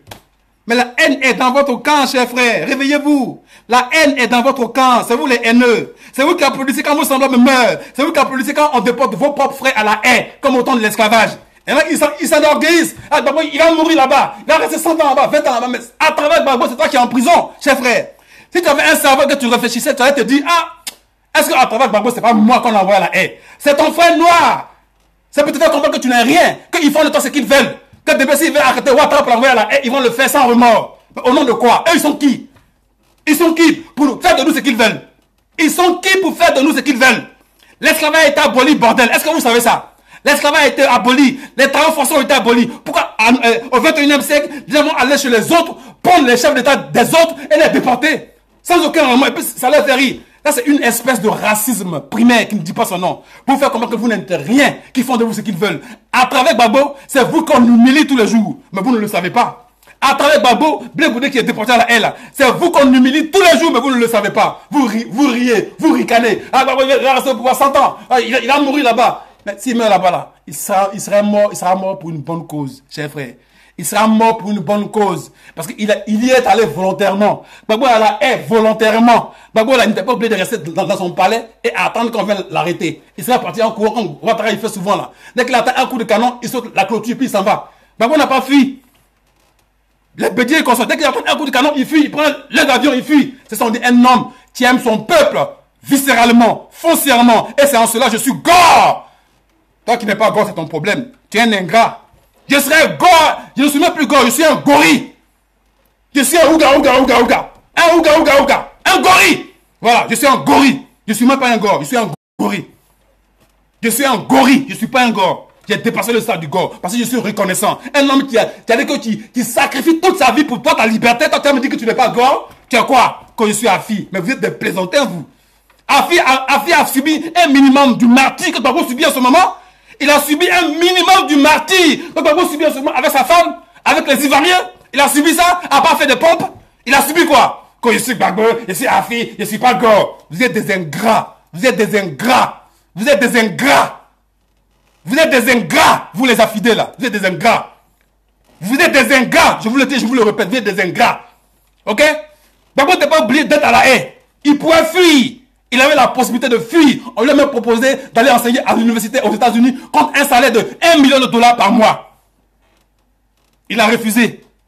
Parce qu'il savait très bien que c'est lui que les Ivoiriens avaient voté. Pourquoi il irait aux États-Unis? Pourquoi faire là-bas? Il n'est pas américain, il est ivoirien. Il dit, je reste ici auprès de mon peuple.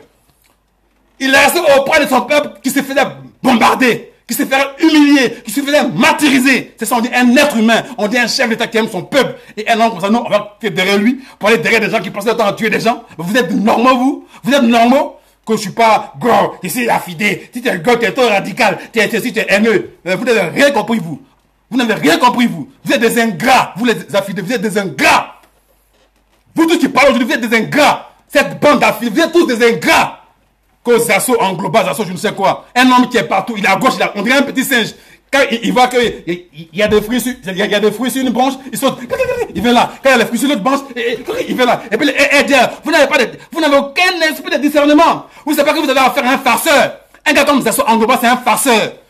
Des gens qui suivent, ils vont là où ils ont de quoi à manger. Ils n'ont aucune conviction.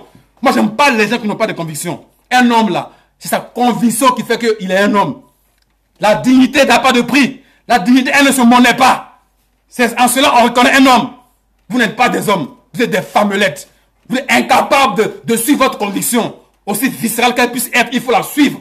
En cela, on ne peut pas nous traiter de haineux. Je ne suis pas haineux. Avoir une conviction ne veut pas dire que je suis haineux. Parce que je le dis, je le répète, je n'appellerai jamais à ce qu'on aille attaquer les gens du Nord. Parce que j'estime que les gens du Nord sont mes frères. C'est eux qui ne comprennent pas. C'est eux qui n'ont pas de cerveau, qui ne comprennent pas. Mais les gens du Nord sont mes frères. Je n'appellerai jamais, même si le pouvoir change demain, que Gbagbo reprend le pouvoir, ou bien un gars de notre clan reprend le pouvoir, je ne peux pas faire une vidéo pour dire, quand ils nous ont tués, allez-y les tuer. Parce que des vengeances en vengeance, on va aller où?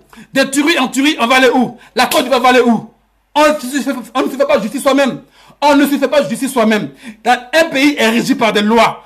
Il y a la justice dans un pays. Si quelqu'un se sent frustré et lésé, il porte plainte. S'il a raison, celui qui a tort, il va en prison. Si quelqu'un estime que celui qui est au pouvoir ne fait pas son affaire, eh ben, il attend les prochaines élections et il va voter calmement. Et puis si le président en question a perdu les élections, on l'enlève et puis il prend le pouvoir, il gouverne. C'est ça une démocratie. Et il me semble que c'est pour cela que vous avez pris les armes, non? Il me semble que c'est pour cela que vous avez pris les armes. Vous prenez les armes parce que vous estimez qu'il n'y avait pas de démocratie en Côte d'Ivoire. Non, on croyait que la Côte d'Ivoire, sous votre règne, allait être une grande démocratie où on pouvait péter, on pouvait chier sans risquer quoi que ce soit. Mais c'est encore pire. Mais regardez ce qui se passe en Côte d'Ivoire. Tu ne veux pas parler, tu ne veux pas péter. Ça te fait arrêter. Mais c'est quoi cette démocratie? C'est quoi cette démocratie canonnière? C'est quoi cette démocratie? Tu ne peux pas péter, tu ne peux pas chier. Dès que tu dis un mot de travers, on t'arrête. Mais c'est quoi ça? Pourquoi vous êtes aussi frileux que ça? Pourquoi vous êtes aussi frileux que ça? Aucune nation ne se construit dans la barbarie. Aucune nation ne se construit dans la voyousie. Aucune nation ne se construit dans la tuerie. Les grandes démocraties sont construites dans la démocratie, dans la paix. Allons à la paix, allons à la démocratie, s'il vous plaît. Libérez les prisonniers politiques. Libérez les prisonniers politiques. Je voulais juste vous faire comprendre que Gbagbo, que vous fusillez tous les jours, il a travaillé et il voulait travailler. Il avait même fait une maquette, un plan. Quand on a vu à la télévision, un plan du grand Abidjan, à quoi Abidjan allait ressembler. Tout le plan avait été tracé. Mais laissez le monsieur finir son mandat.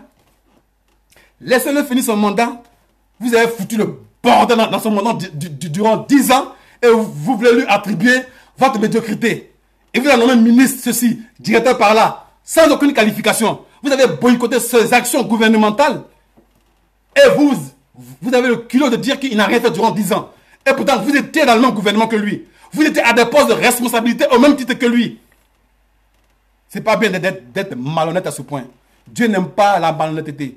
Dieu n'aime pas la malhonnêteté. Quand on va à l'église tous les dimanches, quand on fait 5 prières par jour, on ne peut pas être aussi mécréant. Quand on va à l'église tous les jours, quand on dort à l'église, quand on dort à la mosquée, quand on fait 5 prières par jour tous les jours, quand on fait le ramadan, on ne peut pas être aussi mécréant. Donc vous vous mentez à vous-même. Vous vous mentez à vous-même. Dieu n'aime pas le mensonge.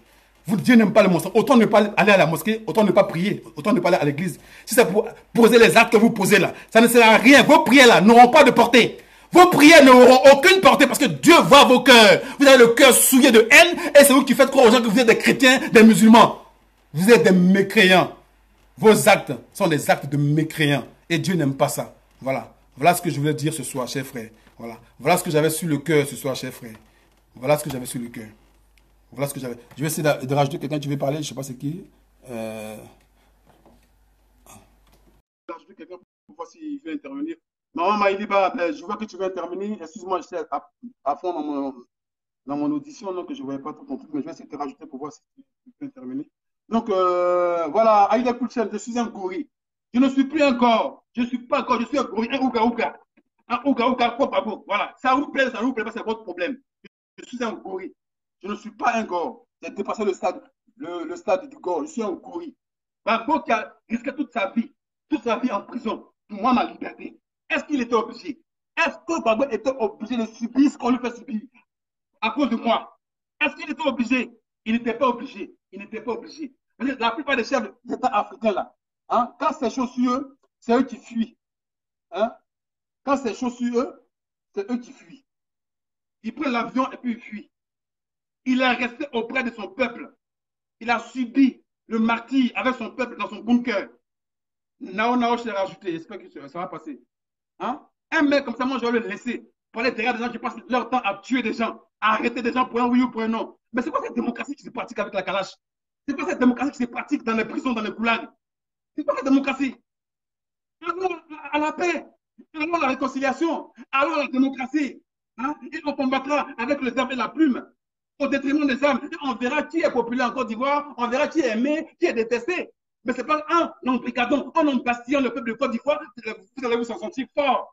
Les âmes, là.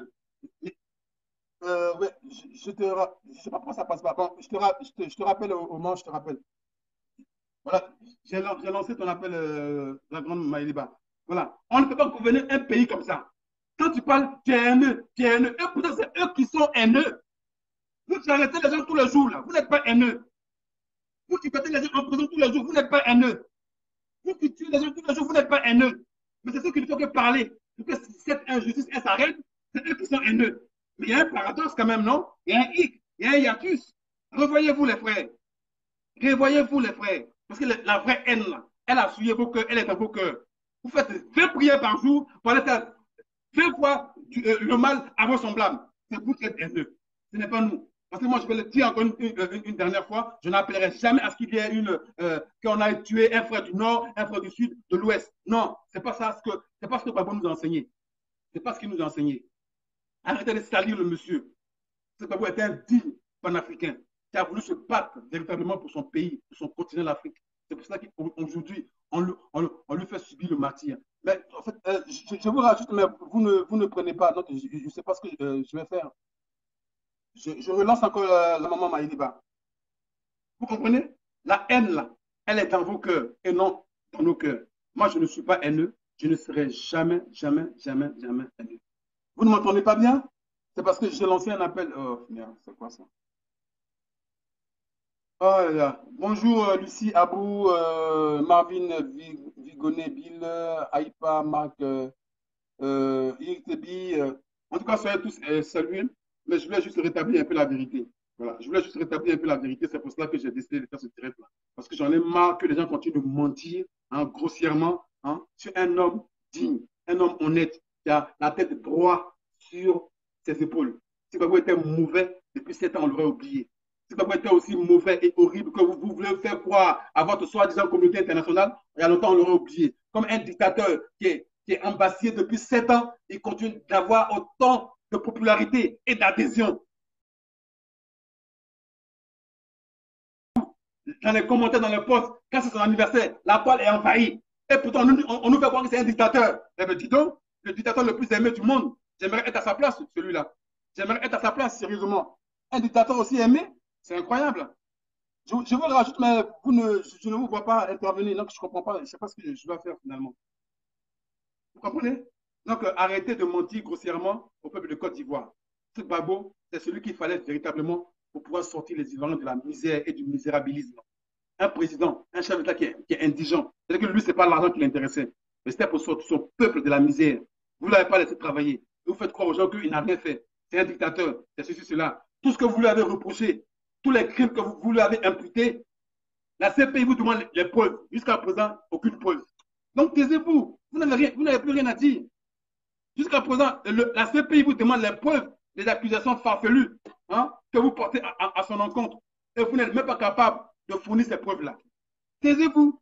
En Côte d'Ivoire, on a dit que la première dame était l'instigatrice, comment ils appellent ça comment ils appellent le truc là commando, je ne sais pas quoi, de la mort, là. Comment ils appellent ça même? Les gens qui tuaient les gens en désordre, là. Ils lui ont attribué ça. Ils ont fait leur enquête. Ils ont découvert qu'elle n'avait absolument rien fait. Elle a été acquittée par la justice ivoirienne. C'est encore une honte, ça. Vous mentez tous les jours. Arrêtez de mentir. Arrêtez de mentir. Donc, j'essaie de vous rajouter là. Vous ne découchez pas de votre côté, donc je ne sais pas quoi faire finalement. Hein? Arrêtez de mentir. Donc, en gros, voilà ce que je voulais dire aujourd'hui. Je pense que j'ai assez parlé, j'ai suffisamment parlé. Voilà, c'est ça. L'escadron de la mort. Voilà, merci Willy Wade Jordan. On l'a accusé de l'escadron de la mort, de ceci, cela, d'avoir violé des femmes. Leur propre justice lui a donné raison. Elle a été acquittée dans ce procès, encore une fois de plus. La première dame est acquittée à la CPI. On vous dit, apportez les preuves de vos accusations, aucune preuve. Et vous continuez de mentir, vous continuez de traiter le pauvre monsieur de dictateur, de tueur, d'assassin. Et pourtant, on vous dit, apportez les preuves de ce qu'il a tué. On va voir. Aucune preuve. Escadron de la mort, patati patata. Déjà que les gens qui ont été tués dans une crise, vous les avez rassemblés dans un endroit, il n'y avait pas de pièce d'identité sur eux, on ne connaissait pas leur identité, on ne savait pas s'ils étaient pétés, créés, tout là, vous les avez attribués aux gens du Nord, qui fait croire que Gbagbo a tué les gens du Nord. Tout ça, on vous dit apporter les preuves à ces pays, aucune preuve. Mais arrêtez. Quand on ment, au bout d'un moment, on se repose. Quand on ment, au bout d'un moment, on se repose. Vous montez tous les jours, vous n'avez jamais pratiqué de mentir. Ah, vous êtes comment? Vous êtes comment? Vous êtes comment? Arrêtez de mentir aussi grossièrement tout le temps comme ça. Voilà. Vous n'avez aucune preuve. Arrêtez de salir le monsieur. Dans tous les cas, la CPI, ils seront obligés de le libérer. Ils ont menti sur Bemba, ils l'ont libéré récemment. Ils vont le libérer. Et il sera dédommagé. Parce que 7 ans d'une vie, là, ce n'est pas 7 mois, ce n'est pas 7 jours, ce n'est pas 7 secondes. C'est 7 ans de sa vie qui a été injustement, dont il a été injustement privé. Donc, ils vont le dédommager par le nombre d'années qu'il a passé à la CPI. Parce qu'on ne fait pas ce qu'ils ont fait. Ils vont le dédommager. Voilà. Ceux qui doivent être en prison sont encore en train de se pavaner en Côte d'Ivoire. Ils ont des calages. Ils continuent de tuer les Ivoiriens tous les jours. Les microbes sévissent en toute impunité en Côte d'Ivoire. Ça qu'ils ne sont inquiétés. Mais c'est les honnêtes intellectuels, les honnêtes gens, les honnêtes Ivoiriens qui sont tous les jours en prison et martyrisés. Est-ce que c'est normal? C'est normal ça? C'est normal? Et on ne doit rien dire. On ne doit jamais rien dire. Non, attendez, voyons. Ressaisissez-vous, chers frères.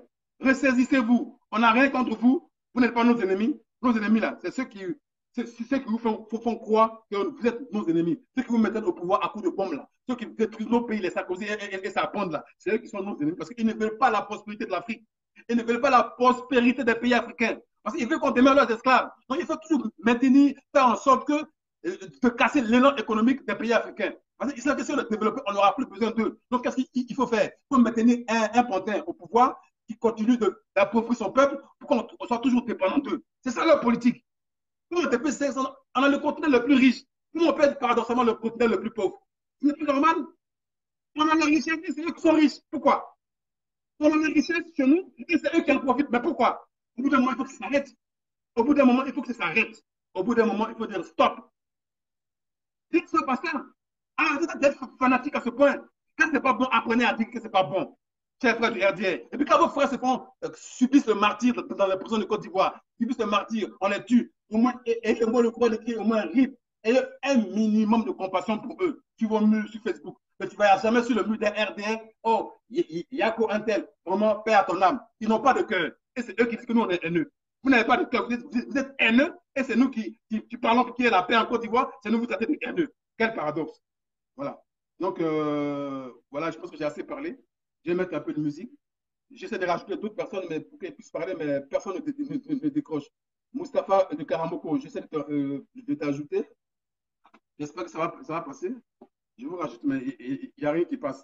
En tout cas, en gros, voilà ce que je voulais dire aujourd'hui, chers frères. Voilà.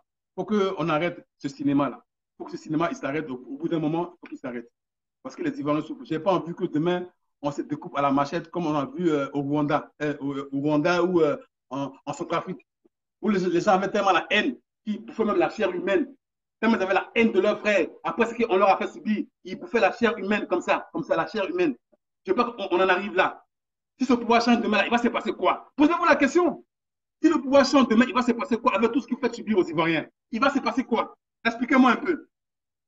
Il va se passer quoi? C'est ce qu'on veut éviter. Alors, apprenez à être un peu intelligent et apprenez un peu à comprendre quand on vous parle. Arrêtez de voir tout en pro-babo, en haineux, en ceci, en cela. Parce que je l'ai dit une dernière fois, les haineux, c'est ceux qui arrêtent leurs semblables pour leurs opinions. Les haineux, c'est ceux qui tuent leurs semblables pour leurs opinions. Les haineux, c'est ceux qui maintiennent leurs semblables en exil pour leurs opinions. Les haineux, c'est ceux qui cassent les maisons des Ivoiriens pour faire tomber les Ivoiriens à la belle étoile. C'est eux les haineux. Parce qu'il faut ne pas avoir de cœur pour casser la maison d'un être humain et ne même pas s'émouvoir du fait qu'il dorme à la belle étoile sur la pluie. En fait, en juin, il a plu tout le temps, mais ces gens-là, comment ils faisaient? Et ça ne vous dit absolument rien. Mais c'est nous, vous voyez en haineux. Vous agissez mal, et c'est nous, vous voyez en haineux. Vous vous comportez mal, et c'est nous, vous voyez en haineux. Mais revoyez-vous, chers frères. Vous pouvez, avant de prononcer les mots, allez prenez un dictionnaire et cherchez la définition des mots que vous employez. Cherchez la définition des mots que vous employez avant de les employer. Parce que jusqu'à propos du contexte, je le dis une dernière fois, les haineux, c'est bien vous. C'est bien vous, les haineux. Voilà, petite pause musicale. Soyez tous bénis, chers frères. Voilà. Tichou, la Mourousse, Maman Ashley, le moment pour la série de Jordan, on est dit par eux que ça nous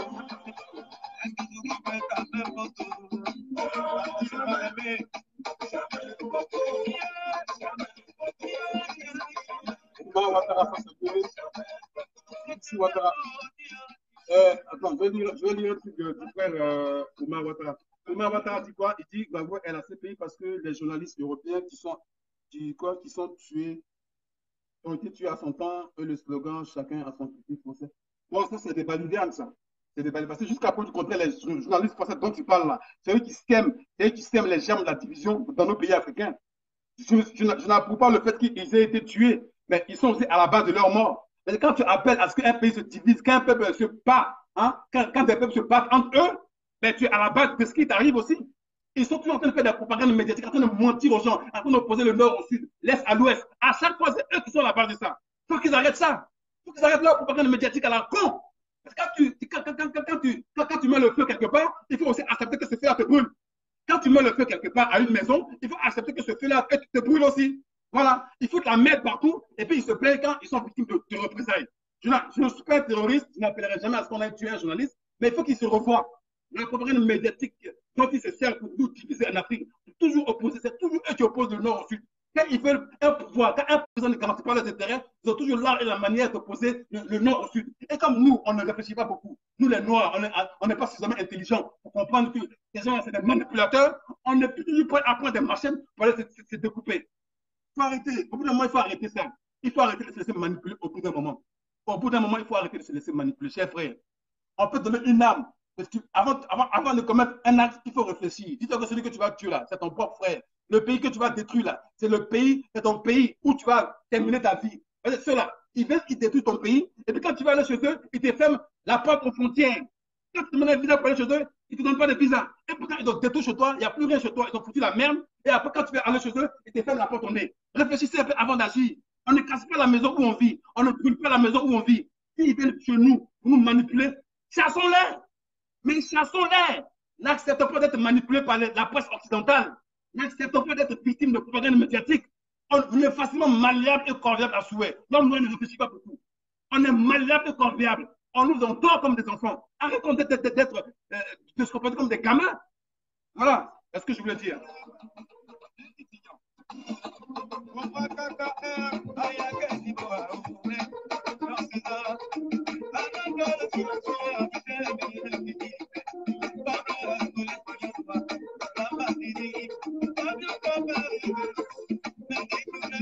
Voilà, comme dit J.P.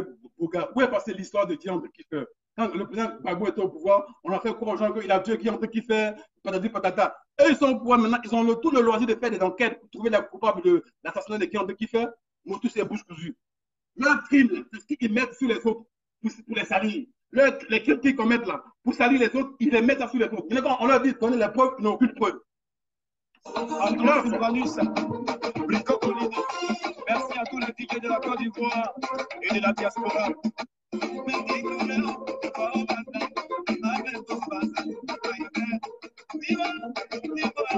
À l'intérieur de Toulouse, j'ai anti-conformiste.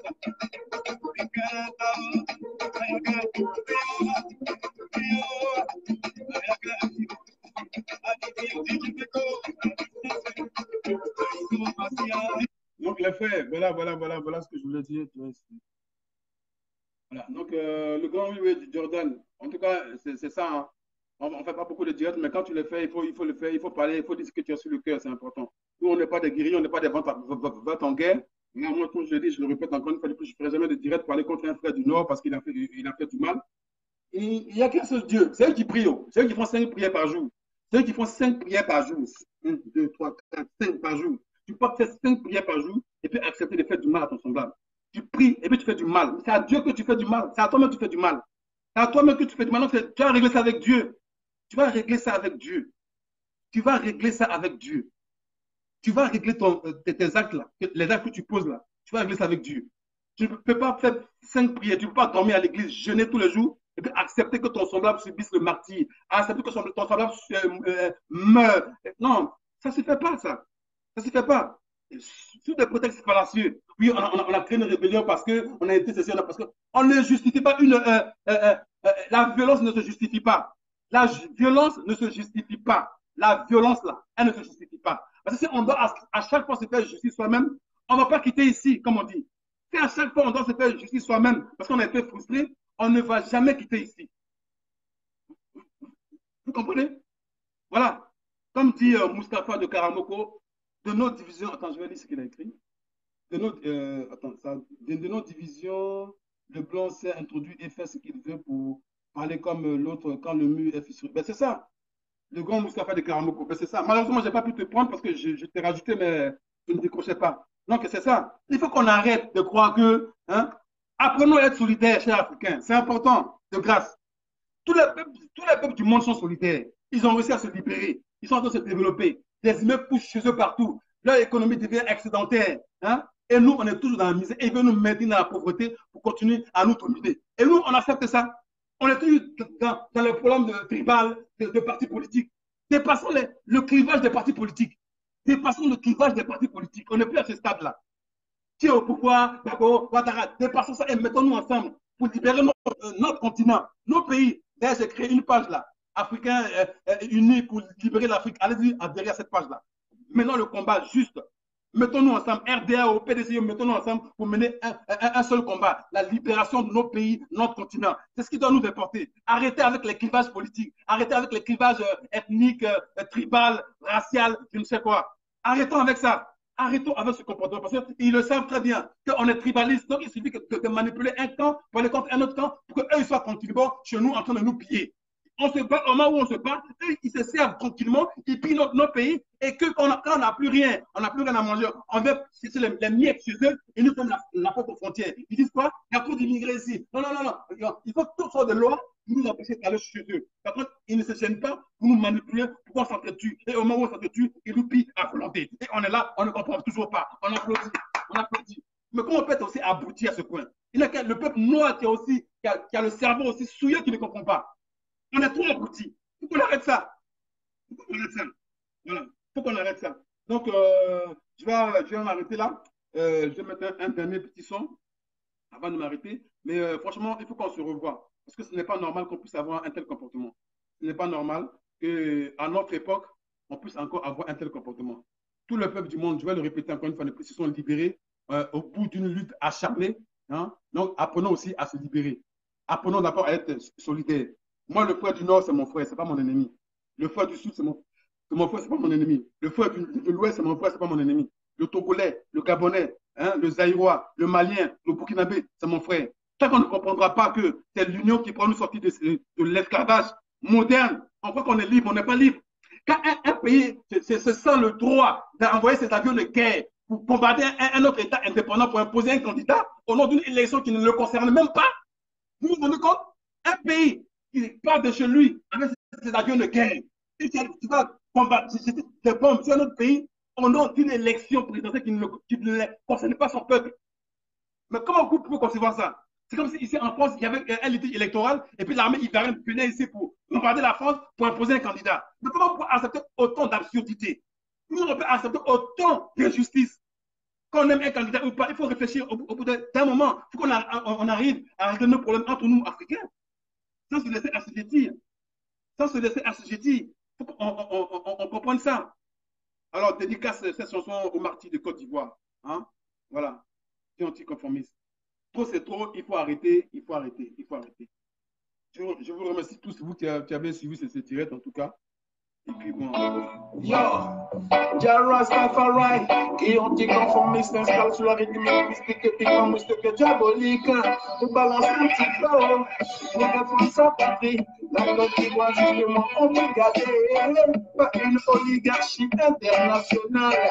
On développe notre pays de force, mais nous disons non, nous fils de journée, on sort toujours là pour défendre la mère patrie. La Côte d'Ivoire, sauvagement embrigadée, on veut nous soumettre à l'esclavage dans notre pays.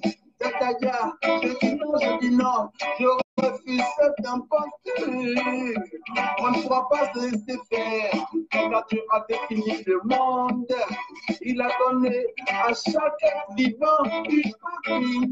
Il a dit les Côte d'Ivoire appartient aux Ivoiriens. Pourquoi ceux qui viennent d'ailleurs veulent se l'accaparer? Protéger les Ivoiriens arrivent comme des apatrides dans leur propre pays. Nous disons non, nous disons non, nous disons non, non, non, non. Nous disons non, nous disons non, nous disons non, non, non, non, non. Je dis non, je dis non. Je n'accepterai pas de vivre comme un apatride dans mon pays, la Côte d'Ivoire. C'est pour cela que je continuerai toujours de parler. Je parle au nom des opprimés, je parle au nom de mes parents qui sont en souffrance. Je comprendrai à l'exil. Pourquoi vous condamnez les Ivoiriens à l'exil? Pourquoi l'Ivoirien vit comme un paria dans son propre pays? Et on doit toujours se taire. Ne doit surtout rien dire sous peine d'être embrigadé pour assassiner injustement. Je dis non, je dis non, je dis non, je dis non, je dis non. Jaja Rastafari, Oja, viens nous à notre secours. Viens au secours des Ivoiriens, car nous souffrons dans notre propre pays. On dépend de la Côte d'Ivoire à Bahreïn, on dépend de la Côte d'Ivoire à Otiéré, on dépend de la Côte d'Ivoire dans tous les grands goulags de la Côte d'Ivoire. Est-ce que c'est normal? Je dis non, je dis non, je dis non, je dis non. Ce n'est pas normal que l'Ivoirien vit comme un apatride dans son propre pays. Le dénoncer, ce n'est pas cultiver la haine. Au contraire, nous voulons vivre en paix, avec tous nos frères et sœurs étrangers qui veulent nous soumettre dans notre propre pays, nous oblige à vivre comme des esclaves dans notre propre pays, la Côte d'Ivoire. Ce n'est pas juste, ce n'est pas juste, ce n'est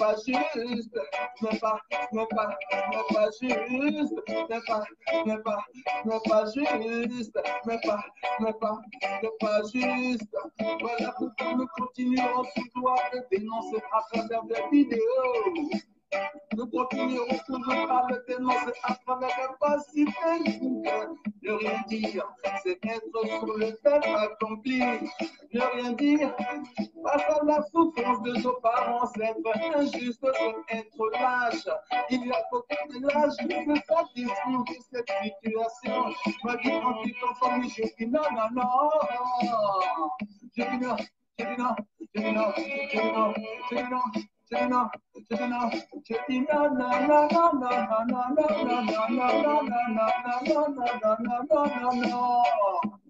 Une dédicace à tous ceux qui ont compris ce combat.